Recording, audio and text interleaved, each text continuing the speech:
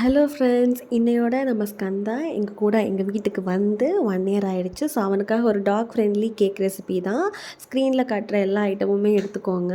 அதில் first try இன்க்ரீடியன்ட்ஸான வீட் flower and packing சோடாவை தனியாக மிக்ஸ் பண்ணி வச்சுக்கிட்டேன். அதுக்கப்புறம் நேந்திர பழத்தை வந்து மிக்சியில் போட்டு அடித்து எடுத்துட்டு அதில் வந்து ஒரு எக்கு, 2 டேபிள் ஸ்பூன் வந்து ஹனி அண்டு ஏலக்காய் வந்து இது பனானா கூடயே போட்டுட்டேன். அப்புறம் வந்து பட்டர் மெல்ட் பண்ணி அதையும் ஆட் பண்ணிக்கிட்டேன்.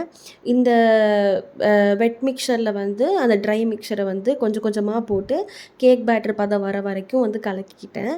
இதுக்கெல்லாம் திக்கான ஒரு கன்சிஸ்டன்சியில் வந்துச்சு. அதில் வந்து போண்டா போட்டால் சூப்பராக இருக்கும்.